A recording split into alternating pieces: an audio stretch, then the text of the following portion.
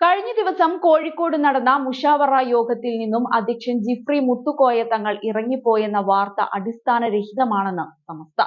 യോഗം ഉച്ചയ്ക്ക് 1:30 വരെ നീണ്ടതോടെ സമയക്കുറവ് മൂലം മറ്റ് അജണ്ടകൾ ചർച്ച ചെയ്യാൻ ഒരു പ്രത്യേക യോഗം ചേരാൻ നിശ്ചയിക്കുകയാണ് ഉണ്ടായതെന്നും മറിച്ചുള്ള വാർത്തകൾ തെറ്റാണെന്നുമാണ് സമസ്ത ജനറൽ സെക്രട്ടറി പത്രക്കുറിപ്പിൽ വിശദീകരിച്ചത്. യോഗ തീരുമാനങ്ങൾ കൃത്യമായി മാധ്യമങ്ങളെ തത്സമയം തന്നെ അറിയിച്ചിരുന്നു. യോഗം സംബന്ധിച്ച വിവരങ്ങൾ പത്രക്കുറിപ്പായും നൽകിയിട്ടുണ്ട്. തെറ്റായ വാർത്തകളിൽ ആരും വഞ്ചിതരാകരുതെന്നും ജനറൽ സെക്രട്ടറി പത്രക്കുറിപ്പിൽ പറയുന്നുണ്ട്.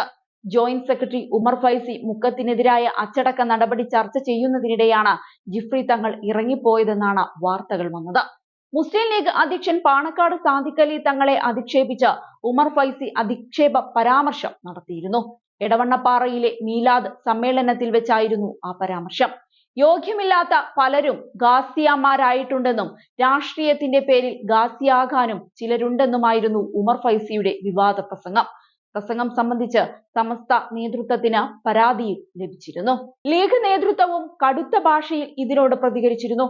വിഷയം യോഗത്തിൽ ചർച്ച ചെയ്യുന്നതിനിടെ ഉമർ ഫൈസിയോട് യോഗത്തിൽ നിന്നും പുറത്തുപോകാൻ ജിഫ്രി തങ്ങൾ ആവശ്യപ്പെട്ടു.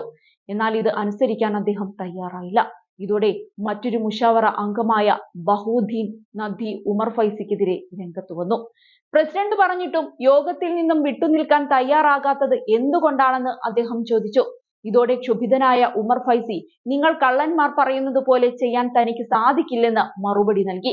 ഇതാണ് ജിഫ്രി തങ്ങളെ ചൊടിപ്പിച്ചതെന്നും അദ്ദേഹത്തിന്റെ ഇറങ്ങിപ്പോക്കിന് കാരണമായതെന്നുമാണ് റിപ്പോർട്ടുകൾ. അതേസമയം യോഗത്തിന് ശേഷം ജിഫ്രി തങ്ങൾ മാധ്യമങ്ങളെ കണ്ടെങ്കിലും ഇത് സംബന്ധിച്ച് പ്രതികരിക്കാൻ തയ്യാറായില്ല. എന്നാൽ സമസ്തയിലെ ഇരുവിഭാഗങ്ങൾ തമ്മിലുള്ള ഭിന്നത പരിഹരിക്കാനായി പ്രത്യേക മുഷാവറ യോഗം ചേരുമെന്ന് അദ്ദേഹം മാധ്യമങ്ങളെ അറിയിച്ചു. 2 ആഴ്ചയ്ക്കകം യോഗം ചേരുമെന്നാണ് വിവരം. കഴിഞ്ഞ ദിവസം ചേർന്ന യോഗത്തിൽ ഇരുപക്ഷവും പരാതികൾ ബോധിപ്പിച്ചതായി ജിഫ്രി തങ്ങൾ പറഞ്ഞിരുന്നു.